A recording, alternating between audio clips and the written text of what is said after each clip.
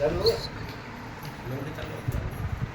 जैसे कोई सत्संग में आओ पहली बार आए और सत्संग पहली बार आए तो तुम पता नहीं पता ना तो मूर्ति थी कि ना कछु ना तो ना तो विधि का केंद्र वाला कुछ नहीं अपन ये सत्संग में आया अपन जी कैसा लगता है कैसे अपन को लगता है परमेश्वर कहता है कि मैंने तेरे मुंह में क्या दिया वचन जो कोई अपने जीव को काम में लाना जानता है वह उसका फल भोगता है काम अच्छी चीज़ें के लिए लाओगे तो तुम्हारा जीवन अच्छे फल आवे हो और बुरी चीज़ें के लिए अपने जीवन इस्तेमाल करोगे तो बुरा भी फल आएगा क्योंकि अगर तुम खेतों को तैयार करके छोड़ दो और तुम वहाँ बढ़िया बीज डालोगे तो बढ़िया फसल आएगी और तुम बीज उसके अंदर नहीं डालोगे तो ऊँट कटारे तो ऑटोमेटिकली जब उपज आएगा। उसी तरीके से जब अपन अपने जो शरीर है अपन बात है कि स्कूल में क्या काज होते किताब आती है नहीं मास्टर के पास नहीं जाए तब तक वो ज्ञान जो किताब में रखा हुआ है उसके पर्दे नहीं खुलेंगे। वो जो ज्ञान किताब में है तो आप सीख ही ना सकते बगैर मास्टर के। उसी तरीके से अरे बच्चा अबे कभी उम्र है अबे तो मैं 20 साल को 25 साल को 15 साल को जब एजाम बूढ़े तब राम राम कर ले काट काट पटक लेंगे। परमेश्वर कहता है आज तुम्हारे पास 1 रुपया कर जाए आज अपन कर रहा है खा रहे हैं कमा रहे तब तो पटाए ना पा रहे 1 रुपया कर जाए बुढ़ापे में जाके अपने आत्माएं बंद रह जाएंगे आंखें काम देना बंद हो जाएंगे जवान से अपन कुछ बोल नहीं पाएंगे काम कुछ कर नहीं पाएंगे। जब 10 रुपये का कर जाओ हो जाएगा क्या अपन उसे पटा सकते हैं। उसी तरीके से कह रहा है परमेश्वर आज तुम पाप की गड्डी थोड़ी बात तो हटा ना पा रहे और जब तुम बूढ़े रह जाओगे और पाप कर करके रखने जाओगे बुढ़ापे में जाके नहीं रह जाए 60 साल तक काट काट पटक रहे। परमेश्वर कहता है जब जाओ जाओ बताओ सवेरा मान लो तो कोई बात नहीं सवेरे को भूला हुआ शाम तक घर आ जाए उसे भूला हुआ नहीं कहते उसे भटका हुआ नहीं कहते। इसी वजह से सत्संग तो हर एक बेटा और बेटी की क्या है जरूरत है। धन्यवाद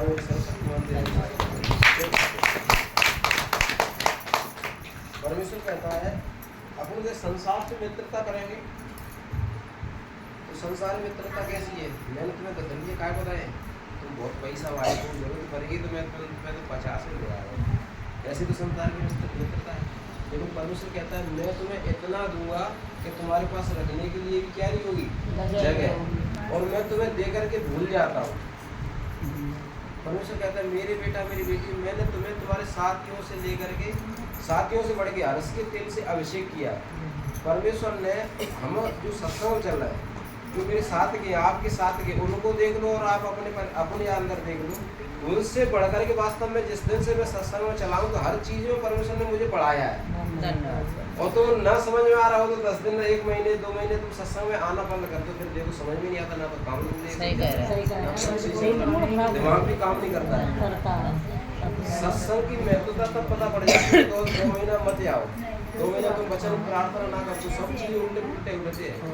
लोग अपनी धन बलिया बगल उठता है बेटा कितना को जा रहा हो तो बेटी कितना को जा रही है अपन कितना अपने खुद दिमाग में समझ में नहीं आता तो मैं करूँ क्या। इसी वजह से परमेश्वर कहता है मैंने जो अपना भवन बनाया जो परम प्रधान के 6वें स्थान में बैठा रहा है वह सर्वशक्तिमान है। उस परमेश्वर की छाया क्या पाएगा ठिकाना पाएगा और जिस पर परमेश्वर का हाथ है उसके ऊपर कौन आ सकता है कोई नहीं।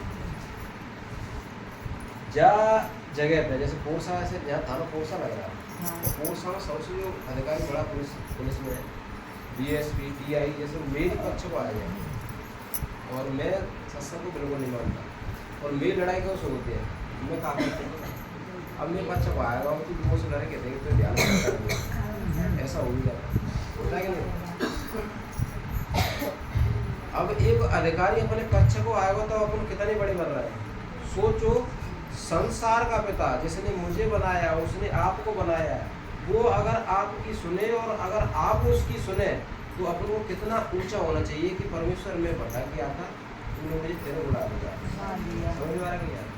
लेकिन बाकी कोई बात है ना वो सुन रहा हो संसार से परमेश्वर कहता है तुम मेरे धर्म और राज्य पूरी करोगे दुनिया की हर एक वस्तु ऐसी नहीं है कि पैसे ही तुम्हें हर एक चीज काकरे में मिलेगी पीछे पड़ के मिलेगी। परमेश्वर का वचन कहता है कि परमेश्वर का राज्य बातों में नहीं। परमेश्वर मेरे घर का गई थी कि परमेश्वर कहता है कि तुम परमेश्वर के धर्म और राज्य की खोज करो तो दुनिया की हर एक वस्तु तुम्हें पीछे पड़ के मिलेगी। परमेश्वर का वचन कहता है परमेश्वर का राज्य बातों में नहीं है परंतु सामर्थ्य में। सामर्थ्य होगी तो अपने अंदर से अपने आप क्या करेंगे, चाची चाची के नहीं, ताऊ के नहीं, भैया भैया के नहीं व्यवहार करेंगे। और नहीं तो अपन संसार में होंगे तो काय के नहीं व्यवहार करेंगे। वो जासो काम हो जासो तो बना के रखना पड़ेगी, वो जूता दे समझ में आ रहा नहीं। हाँ तो अपन सत्संग करते हैं तो अपने लिए सब एक बराबर बैठे, अपने लिए सब क्या होना चाहिए, एक बराबर। और उसके बावजूद सबसे बड़ी बात क्या है, जैसे अपन तो ऊपर हाथ रखा था, प्रार्थना करता है, क्या कहते हैं, दुष्ट आत्मा मैं इस बेटी के अंदर से बोलता हूँ यीशु मसीह के नाम में निकल जा। सिकवा तो वो परमेश्वर की प्रार्थना करता था, बड़े बड़े काम करता था, उसके 7 बेटे थे। सिकवा के 7 बेटे थे और सातों के सातों बेटा कैसे थे, बुरे थे।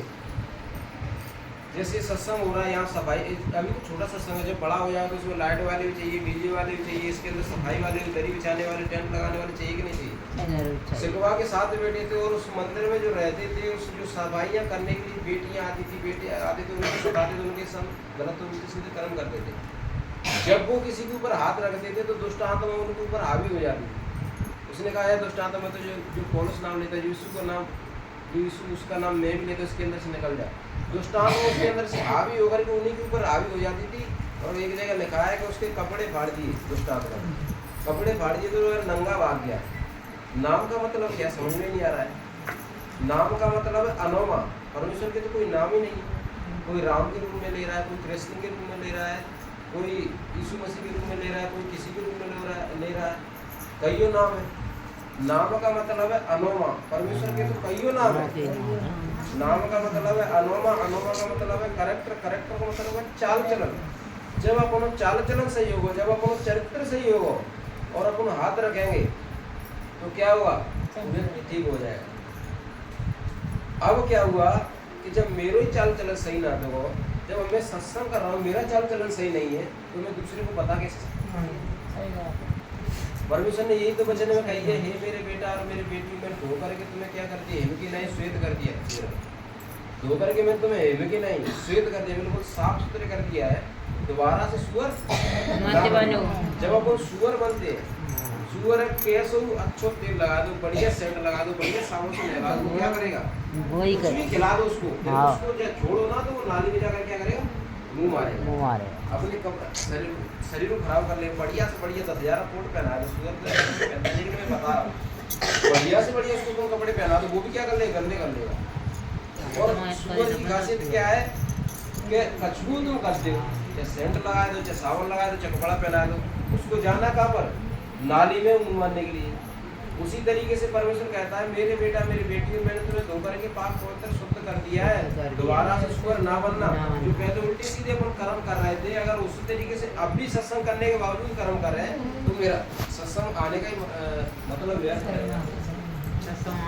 परमेश्वर कहता है जो संसार में होता है सब कुछ व्यर्थ है, लेकिन जो परमेश्वर की खोज करेगा, परमेश्वर के पीछे चलेगा, वो बड़े बड़े कामों को करने पाएगा। उसने खुद कही थी, मेरे बेटा मेरी बेटी तुम मुझ पर विश्वास करते हो, सीधे यदि तुम मुझ पर विश्वास करते हो तो तुम मुझसे बड़े बड़े कामों कर ले पाओ। कौन सी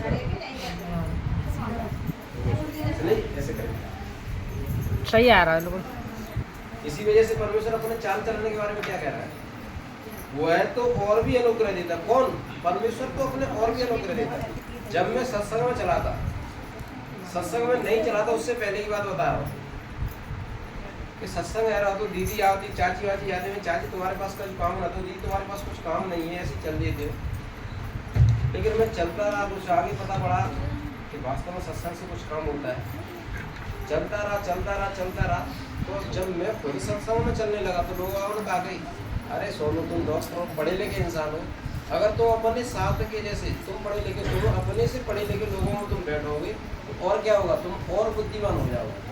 वहाँ तो बहुटियाँ आओ तो सत्संग में बहुटियाँ नहीं, लेडीज में तुम बैठोगे तो तुम्हारी बुद्धि कैसी हो जाएगी, लेडीज जैसी हो जाएगी। लेकिन परमेश्वर का वचन क्या कहता है, मैंने तुझे तुम्हारे साथियों से बढ़ के हर्ष के तेज से अभिषेक किया है।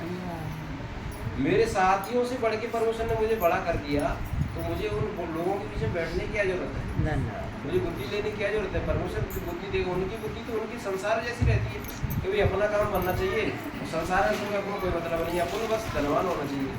परमेश्वर कहता है जब तू दीन की दरिद्र की सहायता करता है, तब परमेश्वर तेरी क्या करता है?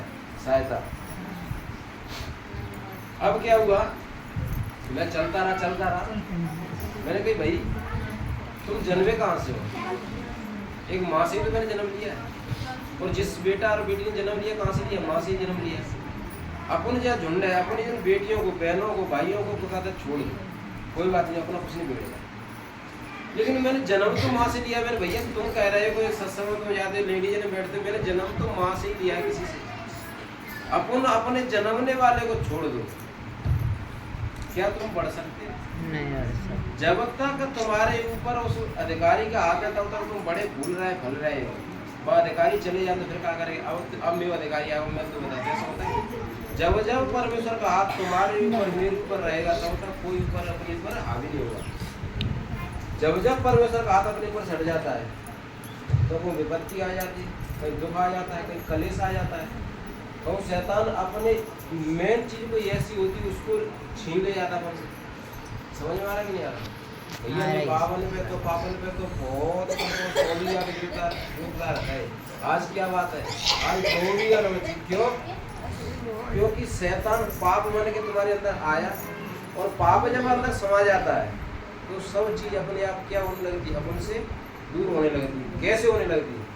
आज अपन जैसे चार बेटा हो, अपन जिन्हें सोचे देखे कर्जा दे दो, एक है बड़ी कैंसर दे दो बीमारी, एक है दो, एक है कलेश, ऐसे अपन नहीं सोचते ना। उसी तरीके से वो भी नहीं सोचता है कि मैं अपने संसार के बेटा और बेटियों को सुखी रखूं। लेकिन जब अपन उससे दूर हो जाते हैं, जब अपन पाप कर उठाता है, अब अपन संसार में अपने चार बेटे और एक बेटा इतना बिगड़ जाए कि बहुत ज्यादा अपने दुखी करते हैं, बाकी बेटियों को हैरान करे और वो बेटे को हैरान करे। तो मैं पता हूँ मैं क्या करूँ भैया, जा सकते घड़ी तो न्यार है या जो खेती बाड़ी तो अपनी अलग लेने अलग रहे, ऐसे कहते कि नहीं कहते? उसी तरीके से जब अपन जब मंदिर नष्ट कर देता है, पाप के द्वारा इस मंदिर को नष्ट कर देते, परमेश्वर क्या कहता है कि तुम मुझसे दूर हो चुका भाई, दूर रह, कोई मतलब नहीं। मैं 1000 को नहीं 100 को बचा लूँ, 100 को नहीं 1 को बचा लूँगा, लेकिन चाहिए मुझे कौन? पवित्र। इसी तरीके से परमेश्वर ने जब स्वर्गदूत को बनाया था, स्वर्गदूत को शिक्षा दे रहा था जिसका नाम इब्लिस है, वो पहले परमेश्वर का स्वर्गदूत था। वो जब शिक्षा दे रहा था परमेश्वर, तो उसने सब कुछ सिखा दिया। अब क्या हुआ कि वही स्वर्गदूत क्या हो गया? परमेश्वर से लड़ने लगा, झगड़ने लगा। वाली कहा तेरे पास अधर आदि गाड़ पर पसारी बने गए, जो तुम्हारे पास है वो तो मेरे पास ही है। मैंने कि भाई मेरे वचन को मट्टा ने एक काम करके आ। जब स्वर्गदूत ने नहीं सुनी तो परमेश्वर ने क्या किया कि मैं तुझे अपने पास, मुझे तेरी जरूरत नहीं है। परमेश्वर ने पहले एक स्वर्ग बनाया था, लेकिन जब स्वर्गदूत ने कह दिया कि मुझे तेरी जरूरत नहीं, तब परमेश्वर ने स्वर्गदूत क्या कर दिया था? फेंक दिया था स्वर्ग से कि जा, तुझे मेरी जरूरत नहीं है, मैं तेरे लिए कोई चीज और बनाता हूँ, वो है नरक। परमेश्वर को नरक और स्वर्ग बनाने की क्या जरूरत थी? इसी वजह से जब वचन तोड़ दिया, उनका मतलब जब वचन तोड़ दिया, जब आज्ञा तोड़ दी, तो वही स्वर्गदूत जो परमेश्वर के पास बैठ के शिक्षा सीखा करता था, वही उसका क्या हो गया? दुश्मन बन गया। और वो स्वर्गदूत ऊपर से फेंक दिया गया। परमेश्वर की खासियत है, जो चीज तुम्हें दे देते उसको वापस नहीं लेते। मैं तुम्हारे बर्थडे पे आऊँ और तुम्हें बढ़िया कोई गिफ्ट चीज दे करके जाऊँ, तो बाद में मेरी और तुम्हारी लड़ाई हो जाए, तो मैं तुमसे मांगूंगा भाई मैं तुम्हें जो पहनता हूँ, तो मैं तुम्हें बढ़िया एक जार दवा दो, 2000 रुपया का दो, मैंने सिलाई मशीन दी थी 4000 रुपये की थी, उसको तुम मुझे वापस करो। मैंने तुम्हें बर्थडे में दी तो थी, लेकिन अब मेरी तुम्हारी लड़ाई है, लेकिन उसको वापस करो। ऐसे पर नहीं कहते ना। उसी तरीके से परमेश्वर दे देता है, उसको मांगता नहीं। सारी शिक्षा परमेश्वर ने सिखा दी, फिर भी परमेश्वर ने कि जा, जो मैंने तुझे दे दिया है उसको मैं मांग नहीं रहा, लेकिन तुम मुझसे दूर रहे। अब क्या हुआ? जो स्वर्गदूत था, शैतान वचन को तोड़कर क्या बन गया? शैतान बन गया। वही शैतान आकर के इस धरती पर, जब वो शैतान आया, वो अकेला नहीं, 1/3 स्वर्गदूतों को लेकर के आया। जैसे 1 लाख स्वर्गदूत बनाए गए थे, तो 75,000 स्वर्गदूत तो कोई नहीं आया। जब 75,000 स्वर्गदूत ले आया, तो इस पृथ्वी पर आकर वो क्या कहता है? तू तो ऊपर बैठा हुआ है, मैं इस पृथ्वी पे नीचे हूँ, तो तेरी प्रजा इस पृथ्वी पर नीचे, लोग भी नीचे रह रहे हैं। अब मैं देखता हूँ तेरे लोग तेरी आराधना करेंगे नहीं करें, सबको मैं भरमाऊंगा किसी को काम में डालूंगा, किसी को व्यभिचार में डालूंगा, किसी को बीमारी में डालूंगा, किसी को कर्जे में डालूंगा, किसी को दुख में डालूंगा। तो कोई बेटा हल्ले हो तो कोई बेटी हल्ले हो। अब अपन सोच रहे हैं कि भाई मेरी समझ में नहीं आ रहा, मैं कमा के मर रहा हूँ लेकिन पीछे दिखाई नहीं दे रहा 2 रुपया। शैतान का राज्य अपने घर में क्या हो गया, बसा हुआ प्रवेश हो गया। और परमेश्वर कहता है जब तक तुम किसी चीज को तोड़ोगे नहीं तो वो टूटेगी नहीं। प्रार्थना में बैठो तब हर एक चीज को तोड़ो जो शैतान ने अपने घर में क्या बना रखा है, गढ़ बना रखा है, कब्जा कर रखा है। उसको तुम भगाओगे तो वो अपने आप क्या हो जाएगा, भाग जाएगा। और अगर कोई किल्ला अपने पीछे पड़ रहा हो, कुत्ता अपने पीछे पड़ रहा हो, बेकार कुत्ता हो, पागल कुत्ता हो, तो उसको क्या करना पड़ता है, हाथ से भाग जा भैया कुत्ता भाग जाओ, ऐसे भी भागता है। उसके लिए क्या लेना पड़ता है, डंडा लेना पड़ता है, लाठी लेना पड़ता है, वो मारना पड़ता है। उसी तरीके से परमेश्वर कह रहा है मेरा वचन सोटी और लाठी है। जब तुम वचन से प्रार्थना करोगे वो तुम्हारे जीवन में क्या करेगी, काम करेगी। धन्यवाद परमेश्वर। इसलिए प्रभु कहता है वो है तो और भी अनुग्रह देता है। कौन, परमेश्वर तो और भी अनुग्रह देता है। इस कारण लिखा है परमेश्वर अभिमानियों का विरोध करता है। भैया मुंह में तो बहुत पैसा है, जिन गरीबों ने की दूसरी जमीन खरीद ले। कितने बड़े बड़े राजा हुए, वो भी कहाँ मिल गए, मट्टी में, वो भी शमशान में पहुंचे। कितने गरीब भय देव जगह के बई जगह पर पहुंचे, आए एक ही घाट से और एक ही घाट, अपने अपने कर्म से है गए 12। और जब अपन एक ही घाट से आए हैं और जाएंगे तब एक ही घाट पे जाएंगे, तो मैं अपने भैया की जमीन है हड़प के अपनो मोह या काय को कालो करके जाऊँ। जब पिता के पास जाऊंगा, सच्चे परमेश्वर के पास जाऊंगा, तो मेरा मुंह काला दिखाई देगा। परमेश्वर कहेगा मैंने तुझे अच्छा बनाया था, सब कुछ बढ़िया चीज, तेरा मुंह काला क्यों हो रहा है। बोले भाई तूने क्या किया संसार में जाकर, कुछ मैंने खेती बाड़ी तेरे पिता ने जो कुछ दी थी तूने कुछ बढ़ाई, कुछ घर पे लौट मकान कुछ ले। मैंने कि हाँ डोकरा के सामने 10 बीघा मिली हुई थी, मैंने जा ऐसा करके दिमाग चला वो जाके हड़पे के जे के सदारे को ये करे 4 मकान का 20 बीघा खेती कर दी। भाई बहुत अच्छा किया, तू तो बहुत दिमागदार निकला। एक बात बता, जो दीन दुखी है तो जबरदस्त को तो घर को छीन ना पाते हो, जबरदस्त की तो खेती को छीन ना पाते हो। तो दीन दुखी हो, हमारे पास कछु नहीं हो, गुजारा कर लो भाई की कैसे तुमने हड़प ले। भाई एक बात बता, तो पिता के हिसाब से 10 बीघा मिली और तेने 20 बीघा करते हैं। तेरे पापा का कहता कितनी जमीन आती, पापा में 20 बीघा आती है, हम 2 भाई आते 10 बीघा है। पापा के 20 बीघा नहीं देगा तुम दोनों के, हाँ संसार में दिख गया। और तुम कितनी जगह जमीन मिलेगी, मुझे 10 बीघा मिली, तुमने 20 बीघा कर दी। एक काम करो, उस 10 बीघा ने मुझे दे देता तो मैं अपना काम चलाया। कि पिता मैं इसको तो लेकर के नहीं आया।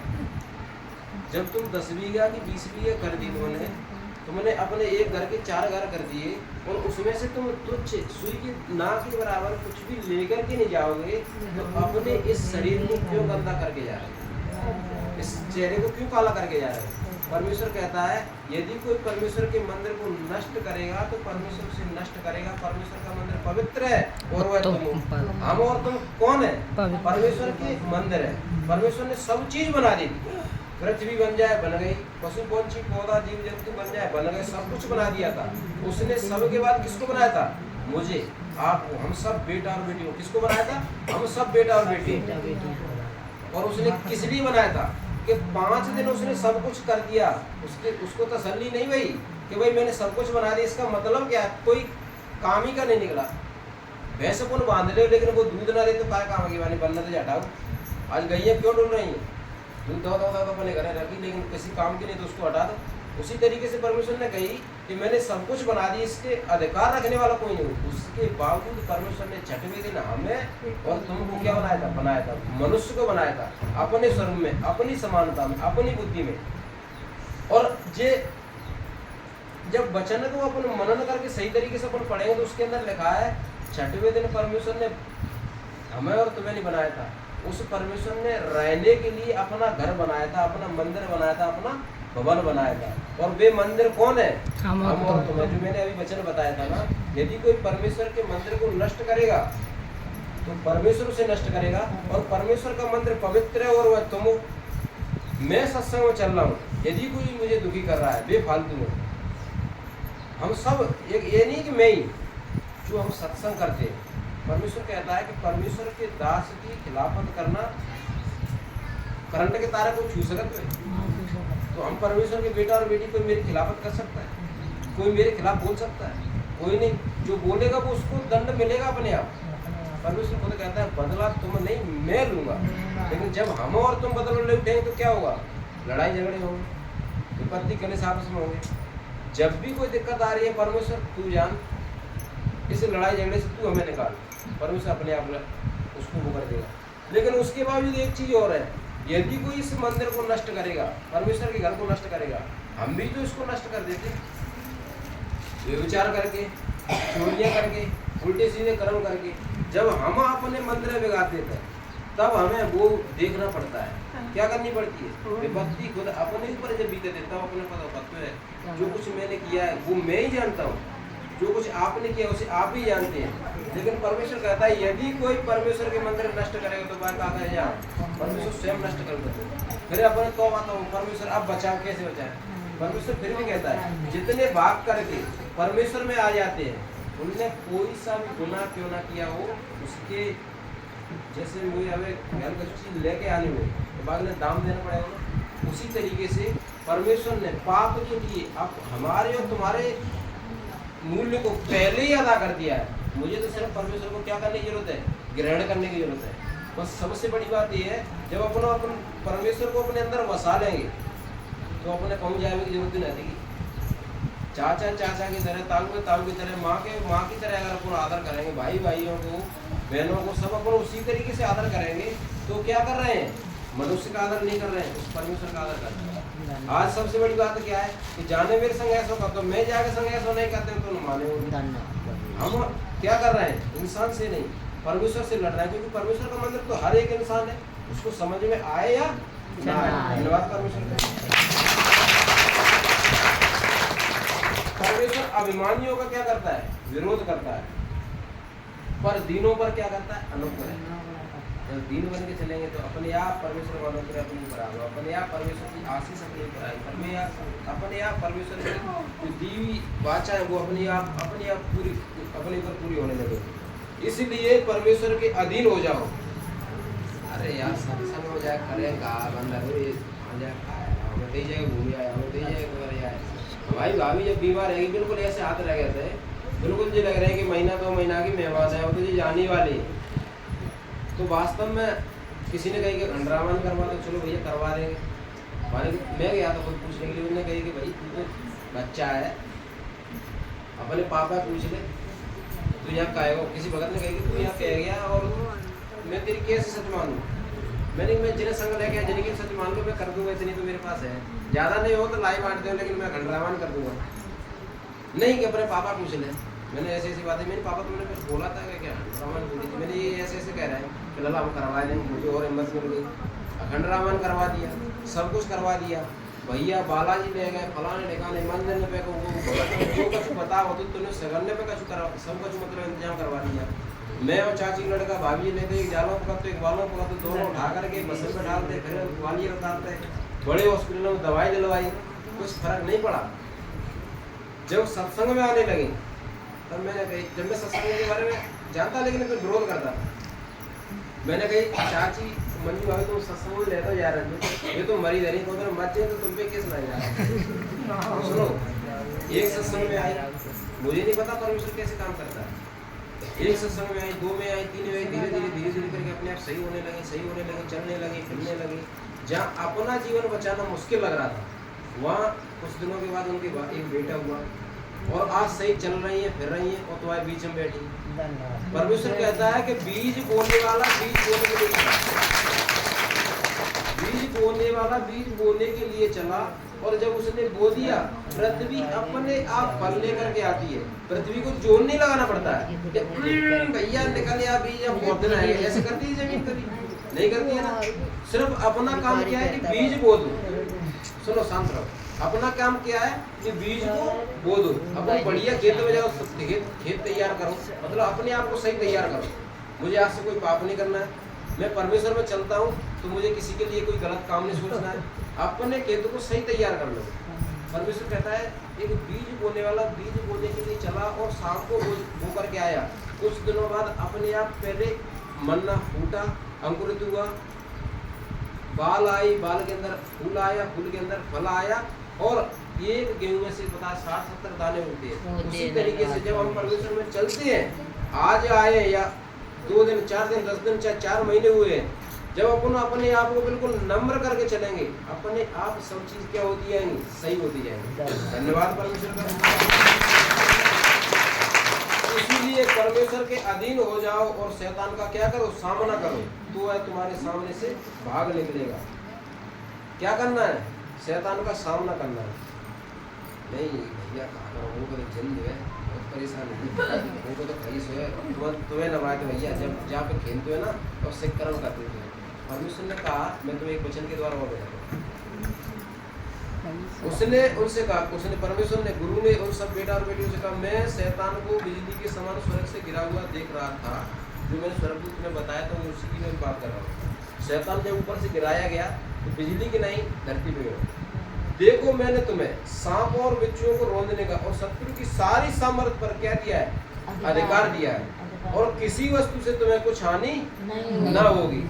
सुनो, परमेश्वर ने जब आदम और हव्वा को बनाया था, सबसे पहले व्यक्ति को, जिसका नाम आदम था, और एक लेडी बनाई थी, उसका नाम हव्वा था, इन दोनों को बनाया था। तब कही कि भाई सारे वृक्षों के फलों को तुम खाना, लेकिन इस वृक्ष के फल को ना खाना। लेकिन क्या हुआ, शैतान रोज भरमाता था। हव्वा एक दिन बहकावे में आ गई और उसने क्या कर दिया, उसी फल को खा लिया। इसका मतलब क्या है कि परमेश्वर की दी हुई आज्ञाओं को तोड़ दिया।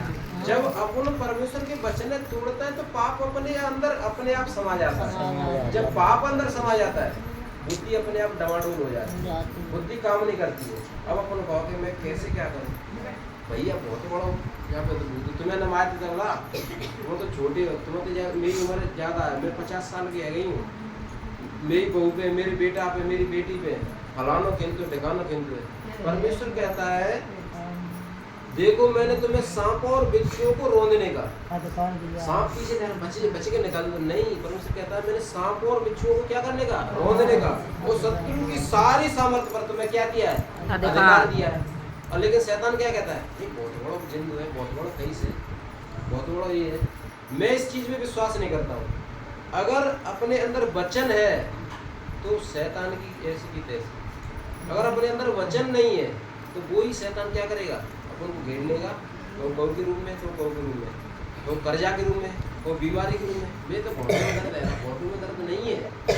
परमेश्वर ने जब इंसान को बनाया था, सबसे पहला व्यक्ति बनाया गया था, तो 1000 वर्ष 900 वर्ष ऐसे करके देखो। आज अपन हार्ट डलवा के लाए, दिल डलवा के लाए, किडनी डलवा के लाए, तो भाई कि हाँ 10 लाख लग जाए, 20 लाख लग जाए, लेकिन उसकी कोई गारंटी नहीं है कि चल जाए, तुम कितने दिन चल जाओगे। जब परमेश्वर ने हमें और तुम्हें बनाया था सबसे पहले, तो क्या हुआ, उसने 1000 वर्ष के लिए दिल, भाई तुम्हारा 1000 वर्ष काम करेगा। मोटरसाइकिल में पहिया डला लो, वो 4 साल 6 साल बाद पहिया बदलवाना पड़ता है। दिल देखो 1000 वर्ष काम कर रहा है, हाथ हड्डी वगैरह जो उंगली पसली सब कुछ 1000 वर्ष काम कर रहे हैं, लेकिन धीरे धीरे करके 70-100 वर्ष कैसे रह गए, ये भी तो सोचो। परमेश्वर ने जब बनाया था तब 1000 वर्ष के लिए मनुष्य को बनाया था कि 1000 वर्ष 2000 वर्ष, कहीं कहते थे 5-5 हजार वर्ष जिन्हें बैठी तपस्या है गई, तपस्या करने वाला इंसान 5-5 हजार वर्ष बैठ रहा है। लेकिन आज इंसान क्या हो रहा है कि 70 साल में टपके जाते हैं, 100 साल में चले जाते हैं। पहले जब परमेश्वर ने हृदय को बनाया था, किडनी को बनाया था, फेफड़ों को बनाया था, पसली को, शरीर को, जो भी कुछ बनाया था, तो क्या किया था कि 1000 वर्ष चल रहा था। लेकिन आज 70 साल में नहीं चल पा रहे। 70 साल में 20 साल में ऐसा हो जाता है कि पतली पड़ गई, भाई हार्ट काम नहीं कर रहा है, किडनी काम नहीं कर रही है, दिमाग काम नहीं कर रहा है। ऐसा क्यों है? इसका कारण है परमेश्वर ने जब 1000 वर्ष का मनुष्य को बनाया था, और मनुष्य कुछ 1000 वर्ष तक, 800 वर्ष तक, 900 वर्ष तक चलते रहे, तो धीरे धीरे करके क्या हुई, उम्र कम हुई। कैसे कम हुई? जब जब अपन ने पाप किया तब तक उम्र क्या होती गई, कम होती गई। पहले 100 वर्ष बताते, अब आज के जमाने बता रहे कि 100 है, 70 के लगभग रही है। जितना पाप बढ़ रहा है उतनी शैतान उम्र को क्या करता जा रहा है, कम करता जा रहा है। अपन पाप से दूर रहेंगे, परमेश्वर कहता है मैं तेरी पूरी आयु तक तू जीवित रहने पाएगा। कम से कम 100 है तो 100 को तो जी लो। 100 साल की उम्र मैं तुम्हें दे दूं, लेकिन उसके अंदर खांसी आ रही है, बीमारी आ रही है, विपत्ति आ रही है, फोटो से अपन खड़े नहीं पा रहे, लेटर बाथरूम करने के लिए परेशान है, तो अपना जीना भी बेकार, किसी काम का नहीं। वो विपत्ति क्यों आती है कि अपन ने जो परमेश्वर के मंदिर से, इस मंदिर से अपन ने जो पाप किया है, उसी वजह से धीरे धीरे करके उम्र क्या होती गई, कम होती गई। उसी वजह से धीरे धीरे करके क्या होते गए, विपत्ति दुख आते गए। जब अपन पाप से बचे रहेंगे, शैतान की तो औकात भी नहीं है कि तुम जीवन में प्रवेश कर सके। सबसे बड़ी बात यही है, यदि कोई परमेश्वर के मंदिर को नष्ट करेगा तो परमेश्वर उसे नष्ट करेगा। हम और तुम, ये परमेश्वर ने संसार में इसलिए भेजे हैं कि हम और परमेश्वर तुम्हें जान सकेगा हकीकत में तुम हो कौन, मैं हूँ कौन। परमेश्वर ने कहा कि मैंने तुम्हें कुछ काम करने के लिए नीचे भेजा है। जैसे तुम बचे हो उसी तरीके से तुम दूसरे को ही बचाओ। तुम्हें हर एक चीज पीछे पड़ के मिलेगी। मैं बचेगा हूँ, मुँह अकेले बचेगा, तुम्हें बासु कहे हो या शर्म लगे, ठीक हो या ना हो, नहीं। जितना आप फैलाएंगे, परमेश्वर कहता है उससे मैं तुझे भी इतना ऊंचा कर दूंगा, तुझे भी इतना बढ़ा दूंगा कि तू सूर्य की नहीं चमकने लगेगा। उसने ये कही थी कि उठ प्रकाशमान हो, क्योंकि तेरा प्रकाश आ गया है। मैं जगत की ज्योति हूँ, जो कोई मेरे पीछे चलेगा वो कभी अंधकार में नहीं जाएगा। परमेश्वर जब मुझे खुद जगत की ज्योति बना रहा है और ये कह रहा है कि तुम जगत की ज्योति हो, और मैं जगत की ज्योति कंफ्यूज समझ में ना आ रही। मेरे जीवन में तो बहुत विपत्ति है, मेरे जीवन में तो बहुत दुख है। इसका मतलब मैं क्या कर रहा हूँ, कुछ न कुछ पाप कर रहा हूँ। फिर जाके कहो भाई, हाँ दीदी ऐसी समस्या आ रही है, हाँ बहन जी ऐसी समस्या आ रही है, हाँ भैया ऐसी समस्या आ रही है। इसका मतलब तुमने अपने जीवन को बिल्कुल धोया नहीं है। उस कटोरे को तुमने बाहर से नए कपड़ा पहनना है, धोना है, साफ करना है। जब तुम अंदर से साफ हो जाओगे, बिल्कुल अपने मन में जो भी परमेश्वर कह रहा है, तुमने जो भी कुछ किया है, तुमने गुनाह चाहे लाल रंग के क्यों ना किए हो, चाहे तुमने गुनाह सबसे बेकार क्यों ना किए हो, मैं तुम्हें धो करके शुद्ध कर रहा हूँ, मैं तुम्हें पाप पवित्र कर रहा हूँ, लेकिन तुम दोबारा जो करोगे उसका परिणाम तुम्हें क्या करना पड़ेगा, भोगना पड़ेगा। तो मेरा आपसे मेन संदेश यही है, हम सत्संग में आ रहे हैं, हमारी अलग से पहचान होना चाहिए कि वास्तव में ये लड़का सत्संग करने वाला है, बेटी सत्संग करने वाली है। समझ में आ रहा है? जब हम अपने चरित्र सुधार लेंगे, संसार तो अपने आप सुधर जाएगा। मैं ही सुधरा हुआ नहीं हूँ तो मैं दूसरे को बदल नहीं सकता। धन्यवाद परमेश्वर का।